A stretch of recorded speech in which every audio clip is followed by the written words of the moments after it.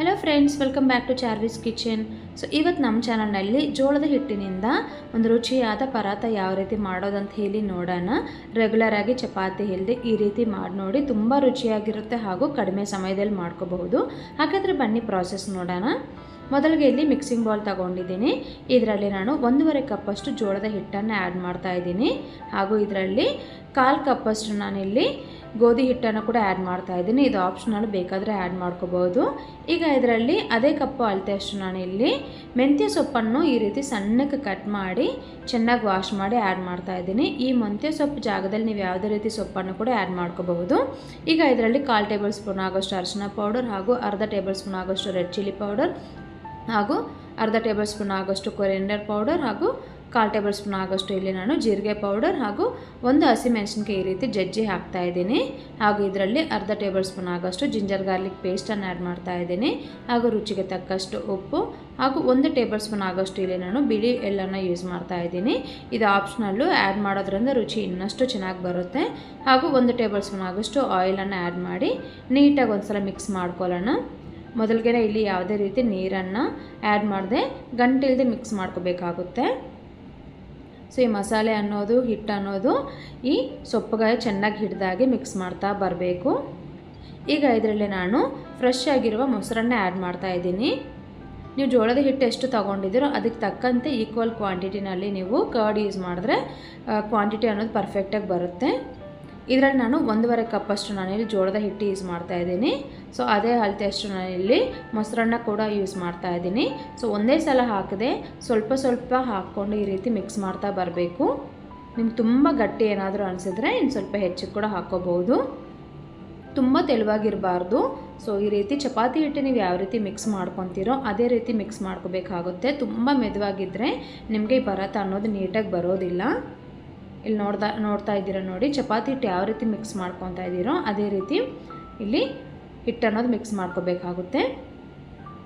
ನೋಡಿ, ಈ ರೀತಿ ಕನ್ಸಿಸ್ಟೆನ್ಸಿ ಅನ್ನೋದು ಈ ಥರ ಇರಬೇಕಾಗುತ್ತೆ.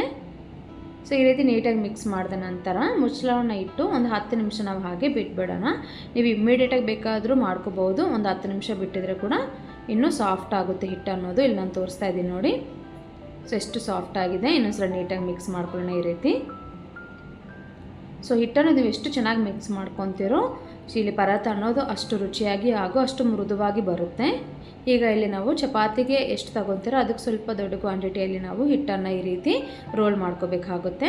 ಅದೇ ರೀತಿ ಮಿಕ್ಕಿರೋ ಹಿಟ್ಟನ್ನೆಲ್ಲ ಸೇಮ್ ಪ್ರಾಸೆಸ್ನಲ್ಲಿ ಮಾಡ್ಕೊಳ್ಳೋಣ.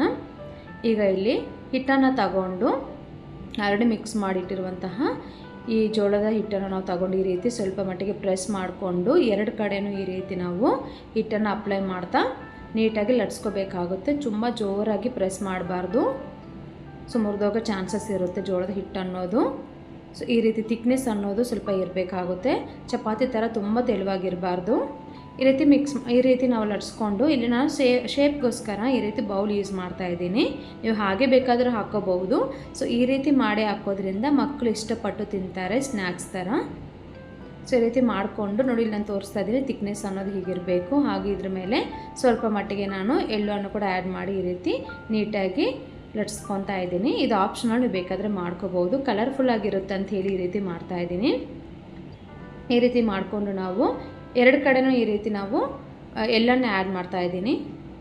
ಆ್ಯಡ್ ಮಾಡಿಕೊಂಡು ಇವಾಗ ನಾವು ಇದನ್ನು ಫ್ರೈ ಮಾಡ್ಕೋಬೇಕಾಗುತ್ತೆ. ಇನ್ನೊಂದು ಕಡೆಗೆ ಪ್ಯಾನನ್ನು ಹೀಟ್ ಮಾಡಿ ಸೊ ಮೀಡಿಯಮ್ ಫ್ಲೇಮ್ನಲ್ಲಿ ನಾವು ಈ ಪರಾತ ಅನ್ನೋದು ನಾವು ಫ್ರೈ ಮಾಡ್ಕೋಬೇಕಾಗುತ್ತೆ. ಸ್ಟಾರ್ಟಿಂಗ್ನಲ್ಲಿ ಯಾವುದೇ ರೀತಿ ಆಯಿಲ್ ಆಗಲಿ ಗೀ ಆಗಲಿ ಆ್ಯಡ್ ಮಾಡಬಾರ್ದು. ಒಂದು 50 to 60% ಅನ್ನೋದು ನಾವು ಹಾಗೆ ಫ್ರೈ ಮಾಡ್ಕೋಬೇಕಾಗುತ್ತೆ. ಸೊ ಪರಾತ ಅನ್ನೋದು ಒಂದು 50% ಫ್ರೈ ಆದ ನಂತರ ನಾವು ಇಲ್ಲಿ ನಾನು ಗೀಯನ್ನು ಆ್ಯಡ್ ಮಾಡ್ತಾ ಇದ್ದೀನಿ. ಸೊ ಈ ರೀತಿ ಆ್ಯಡ್ ಮಾಡೋದ್ರಿಂದ ಏನಾಗುತ್ತೆ ಅಂದರೆ ನಿಮಗೆ ಸೊ ಪರಾತ ಅನ್ನೋದು ನೀಟಾಗಿ ಒಳಗಡೆ ಕುಕ್ ಆಗಿರುತ್ತೆ ಹಾಗೂ ಕ್ರಿಸ್ಪಿಯಾಗಿ ತುಂಬ ಟೇಸ್ಟಿಯಾಗಿ ಬರುತ್ತೆ. ಹಾಗೂ ಫ್ಲೇಮ್ ಅನ್ನೋದು ಹೈನಲ್ಲಿ ಇಡಬಾರ್ದು. ಹೈನಲ್ಲಿ ಇಟ್ಟರೆ ನಿಮಗೆ ಸೀದೋಗೋ ಚಾನ್ಸಸ್ ಇರುತ್ತೆ, ಒಳಗಡೆ ಹಾಗೂ ಬೇಯೋದಿಲ್ಲ. ಸೊ ಈ ರೀತಿ ಲೋ ಟು ಮೀಡಿಯಮ್ ಮಾಡಿಕೊಂಡು ನೀಟಾಗಿ 2 ಕಡೆನೂ ಈ ರೀತಿ ಕಲರ್ ಬರೋವರೆಗೂ ಫ್ರೈ ಮಾಡ್ಕೋಬೇಕಾಗುತ್ತೆ. ಇಲ್ಲಿ ನಾನು ತೋರಿಸ್ತಾ ಇದ್ದೀನಿ ನೋಡಿ. ಸೊ ಪರ್ಫೆಕ್ಟಾಗಿ ಈ ರೀತಿ ನೀಟಾಗಿ ಫ್ರೈ ಮಾಡ್ಕೋಬೇಕಾಗುತ್ತೆ. ಇದು ಆಲ್ಮೋಸ್ಟ್ ಆಗಿದೆ. ಒಂದು ಪ್ಲೇಟ್ಗೆ ಟ್ರಾನ್ಸ್ಫರ್ ಮಾಡ್ಕೊಳ್ಳೋಣ. ಹಾಗೆ ಮಿಕ್ಕಿರುವ ಹಿಟ್ಟನ್ನೆಲ್ಲ ನಾವು ಸೇಮ್ ಪ್ರಾಸೆಸ್ನಲ್ಲಿ ಮಾಡ್ಕೋಬೇಕಾಗುತ್ತೆ.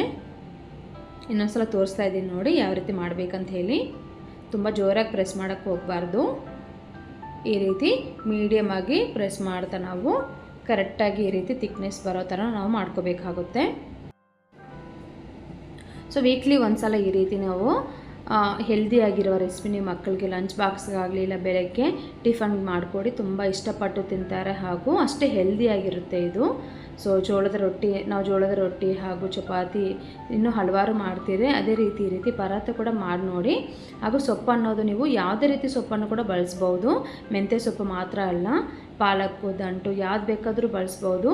ಸೊ ಅದಕ್ಕೆ ತಕ್ಕಂತೆ ರುಚಿ ಅನ್ನೋದು ಬರುತ್ತೆ ಹಾಗೂ ಸೊ ತುಂಬ ಹೆಲ್ದಿಯಾಗಿ ಕೂಡ ಇರುತ್ತೆ. ಸೊ ಐ ಹೋಪ್ ಈ ನನ್ನ ರೆಸಿಪಿ ಇಷ್ಟ ಆದರೆ ದಯವಿಟ್ಟು ಲೈಕ್ ಮಾಡಿ, ಶೇರ್ ಮಾಡಿ, ಕಮೆಂಟ್ ಮಾಡಿ. ಹಾಗೂ ನನ್ನ ಚಾನಲ್ನ ಫಸ್ಟ್ ಟೈಮ್ ನೋಡ್ದಂಗಿದ್ರೆ ದಯವಿಟ್ಟು ಸಬ್ಸ್ಕ್ರೈಬ್ ಮಾಡ್ಕೊಳ್ಳಿ ಹಾಗೂ ಪಕ್ಕದಲ್ಲಿರೋ ಬೆಲ್ ಐಕನ್ನ ತಪ್ಪದೇ ಕ್ಲಿಕ್ ಮಾಡಿ. ಸೊ ನಾನು ಹಾಕಿರೋ ರೆಸಿಪೀಸ್ ಎಲ್ಲ ನಿಮಗೆ ನೋಟಿಫಿಕೇಷನ್ ಸಿಗುತ್ತೆ. Thank you so much for watching. Bye by.